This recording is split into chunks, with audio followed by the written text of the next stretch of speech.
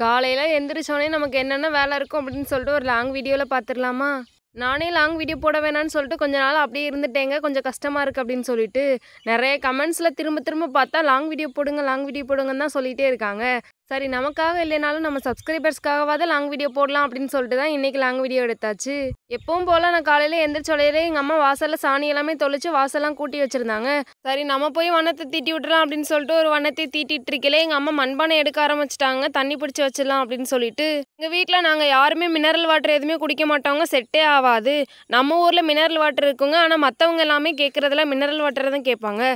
சரி அவங்களுக்காகவாது பிடிச்சி வச்சிடலாம் அப்படின்னு சொல்லிட்டு அவங்களுக்காக அங்கே பிடிச்சி வச்சிருவோம். மண்பானை டெய்லி வைக்கிறோமே அந்த இடத்தெல்லாம் கூட்டினா தானே நீட்டாக இருக்கும் அப்படின்னு சொல்லிட்டு மண்பானை வச்சதுலேருந்தே அந்த சைட்லாம் சுற்றி சுற்றி கூட்ட ஆரம்பிச்சிட்டோம். அதுக்கு முன்னாடி கூட இவ்வளோ கூட்டினது இல்லைங்க.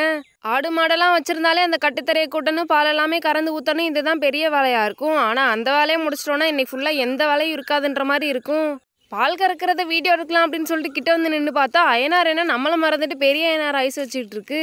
பால் மாடே ஒரு 2-3 கிட்ட வச்சுருந்தோம். அந்த கட்டுத்தரையில் நம்ம காளான் பண்ண போட்டனால அந்த இடத்துல கட்ட முடியாது, எல்லாமே மழையில் வந்தால் நனைஞ்சிட்டு இருக்கும் அப்படின்றக்காகவே 2 பால் மாடை விற்றுட்டோம். இதோட கண்டுக்குட்டி எல்லாமே வச்சுருந்தா கூட அது கொஞ்சம் கொஞ்சம் பெருசானதுக்கப்புறம் விற்றுடலாம். மாடெல்லாம் வச்சுருந்தா அதை பார்க்க முடியாது அப்படின்னு சொல்லிட்டு தான் மாடை மட்டும் விற்றுட்டோம். இப்படி அசால்ட்டாக சொல்கிறியாமா வளர்த்த மாடை விற்றுட்டேன்னு உனக்கு கஷ்டமாகவே இல்லையா அப்படின்னு நிறைய பேர் நினைக்கிறது எனக்கு நல்லாவே புரியுது. ஆனால் வளர்க்குற மாடு கண்டுக்குட்டியெல்லாம் விற்கிறப்போ அவங்கவுங்களுக்கு கஷ்டமாக தாங்க இருக்கும். ஆனால் என்ன பண்ணுறது, விற்று தான் ஆகணும். பாலெல்லாம் கறந்து முடிச்சோடனே குப்பையெல்லாம் எங்கெங்கே இருக்குன்னு பிளான் போட்டு தாங்க நாங்கள் கூட்டவே ஆரம்பிப்போம். இங்கே இருக்கையில கட்டுத்தரையை கூட்டி முடிச்சுட்டு அப்புறமே பற்றிட்டு போகலான்னு பார்த்தா நம்ம இந்த சைடு கூட்டிகிட்டு இருக்கையில அந்த சைடில் சாணியை போட்டு விட்டுரும். இது நமக்கு தேவையா அப்படின்னு சொல்லிட்டு எங்கள் அம்மா தண்ணியை காமிச்சு மாடை பற்றி விட்டுலாம் அப்படின்னு சொல்லிட்டு மாடுக்கு தேவையான தவிடெல்லாம் போட்டுட்டு தண்ணியை காமிக்க ஆரம்பிச்சிட்டாங்க. அம்மா மாடுகளுக்கெல்லாம் ஒரு பெரிய பழக்கம் இருக்குங்க. மேலாப்பில் தண்ணியை மட்டும் கீழே தள்ளி விட்டு கீழாப்பில் இருக்க அந்த மண்டியை மட்டும் குடிச்சிட்டு போயிடும். அதுக்காகவே மேலே மேலே தவிடெல்லாம் போட்டு எப்படியோ குடிக்க வச்சாச்சு. வேலை பார்த்துக்கிட்டு இருக்கையிலே கைக்கு எதிராக ஒரு கோழி வந்துச்சுங்கன்னு கபக்குன்னு பிடிச்சி விட்டாச்சுங்க. இன்னைக்கு இது ஜோலியை முடிச்சு விட்டுலாம் அப்படின்னு சொல்லிட்டு கோழி க்ளீன் பண்ணுற வேலையெல்லாமே முடிச்சு விட்டுட்டு நீ குப்பையை அள்ளி கொட்டி முடிச்சிடலான்ட்டு வேகமாக வந்தாச்சு கட்டுத்தரைக்கு. இதோட மாடுங்களெல்லாம் பற்றி விட்டுறலான்னு பார்த்தா மாடு பத்துறப்போ எப்பயுமே ஒரு ஆளாக பற்ற முடியாது. எங்கள் அம்மாவும் நானும் பற்றிட்டு போவோம். இன்றைக்கி எப்படியோ ஆள் வந்துருச்சு, நல்லதுப்பா சரின்ட்டு எல்லாத்தையும் மாடையெல்லாம் பற்றி விட்டுட்டாங்க. நம்ம கூட்டுற வேலையை ஆரம்பிக்கலாம் அப்படின்னு சொல்லிட்டு மறுபடியும் அதே வேலைக்கே வந்தாச்சு. உலக தலைகீழாக மாறினாலும் மாறுமே தவிர இந்த நான் சாணி எழுற வேலை மட்டும் மாறவே மாறாது. ஏன்னா எனக்கு அது ரொம்ப பிடிச்ச வேலையாக போயிருச்சுங்க. மாடியெல்லாம் வயலுக்கு வர்றதுக்கு முன்னாடி நான் வயலுக்கு வந்துடுவேங்க புல்லட் எடுத்துகிட்டு. வயலுக்கு வந்ததுக்கப்புறம் ராக்கி சிம்பா எல்லாரும் வந்துட்டாங்க. எப்போவுமே காலையில் இங்கே வந்துட்டு மாடுங்கள் எல்லாமே கட்டி முடிச்சுட்டு அதுக்கப்புறம் சின்ன சின்ன வீடியோஸ்லாம் இருக்குங்க. அது எல்லாமே வேலைலாம் முடிச்சுட்டு வீடியோஸுமே எடுத்துகிட்டு போயிடுவோம். நிறைய பேருக்கு நான் இவ்வளோ வேலை பார்க்குறீங்களா, வீடியோக்காக பண்ணுறீங்களா என்னென்னு தெரியாமலே சொல்லிட்டு இருக்காங்க. வீடியோக்காக எந்த வேலையும் பார்க்குறது கிடையாதுங்க. சின்ன சின்ன வேலை நாங்கள் பார்க்குறது தான் வீடியோவாக ஷூட் பண்ணி உங்களுக்கு போட்டுட்ருக்கோம். மாடு எல்லாமே எங்கள் அம்மா கட்டி முடிச்சுட்டு வந்ததுக்கப்புறம் சரி நீ வீட்டை பக்கமாக கிளம்பலாம் அப்படின்னு சொல்லிட்டு வீட்டை பக்கமாக கிளம்பியாச்சு.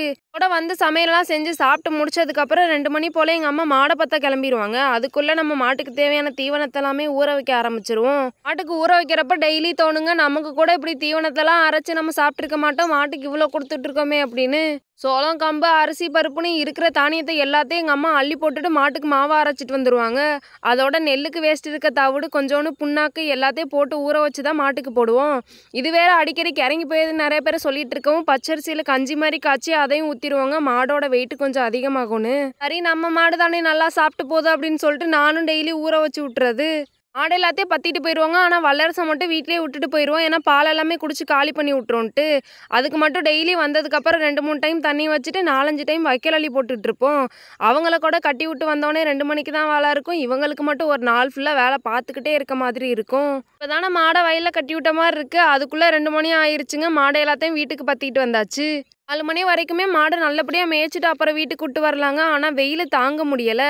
ஒரே தான் நம்ம வயலில் போட்டாலும் மாடுங்களுக்கெல்லாம் உடம்பு சரியில்லாமல் போயிடும்ன்றக்காக தான் 2 மணி போலவே நம்ம பற்றிட்டு வந்துடுறது.